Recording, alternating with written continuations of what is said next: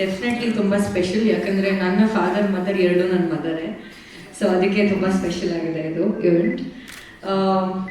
Thank you so much Chandru sir. ನನಗೆ ಈ ಕತೆ ಫಸ್ಟು ಡಾರ್ಲಿಂಗ್ ಕೃಷ್ಣ ಅವ್ರು ಫೋನ್ ಮಾಡಿ ಹೇಳಿದರು. ನಾಗಭೂಷಣ್ ಅವ್ರಿಗೆ ಹೇಳ್ದಂಗೆ ಈ ಸಿನಿಮಾ ಮೋಸ್ಟ್ಲಿ ನಾನು ಬಂದಿರೋದು ಡಾರ್ಲಿಂಗ್ ಕೃಷ್ಣ ಹಾಗೂ ಮಿಲನ ಅವ್ರ ಸಜೆಷನಿಂದಾನೆ.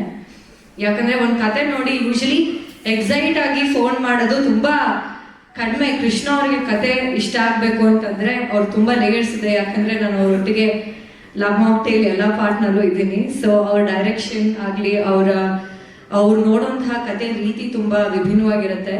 ಸೊ ಅವ್ರು ಕಾಲ್ ಮಾಡಿ ತುಂಬ ಎಕ್ಸೈಟ್ ಆಗಿ ಹೇಳಿದ್ರು, ಇಲ್ಲ ಈ ಕತೆ ನನಗೆ ತುಂಬ ಇಷ್ಟ ಆಯಿತು, ನೀವು ಒಂದ್ಸತಿ ಕತೆ ಕೇಳು ಅಂತ.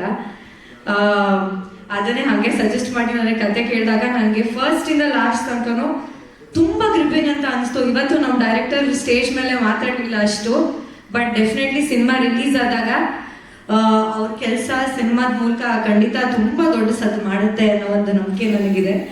ಆ್ಯಂಡ್ ನಮ್ಮ ಮ್ಯೂಸಿಕ್ ಡೈರೆಕ್ಟರ್ ನಕುಲ್ ಅಭ್ಯಂಕರ್ ಅವರು ಆಲ್ರೆಡಿ ಲವ್ ಮಾಕ್ಟೇಲಲ್ಲಿ ತುಂಬ ಒಳ್ಳೆ ಮ್ಯೂಸಿಕ್ ಕೊಟ್ಟಿದ್ದಾರೆ. ಆ್ಯಂಡ್ ನಮ್ಮ ಸಿನಿಮಾಗೂ ಅದೇ ಇಮೋಷನಲ್ ಮ್ಯೂಸಿಕ್ ತುಂಬ ಕನೆಕ್ಟ್ ಆಗುತ್ತೆ.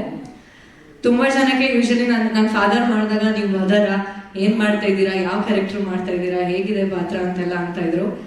ನಾನು ತುಂಬ ಹೆಮ್ಮೆಯಿಂದ ತುಂಬ ಇಷ್ಟಪಟ್ಟು ಮಾಡುವಂತಹ ಪಾತ್ರ ಇದು. ಆ್ಯಂಡ್ ಡೆಫಿನೆಟ್ಲಿ ಈ ವರ್ಷ ಇದು ಒಂದೊಳ್ಳೆ ಸ್ಟಾರ್ಟ್ ಆಗಲಿ. ಆ್ಯಂಡ್ ಈ ಸಿನಿಮಾಯಿಂದ ನಾನು ಹಂಗೆ ಹಲ್ಕಾಡೋನ್ ಕೂಡ ಮಾಡ್ತಾ ಇದ್ದೀವಿ. ನಮ್ಮ ನಿರ್ಮಾಪಕರು ಇಲ್ಲಿದ್ದಾರೆ.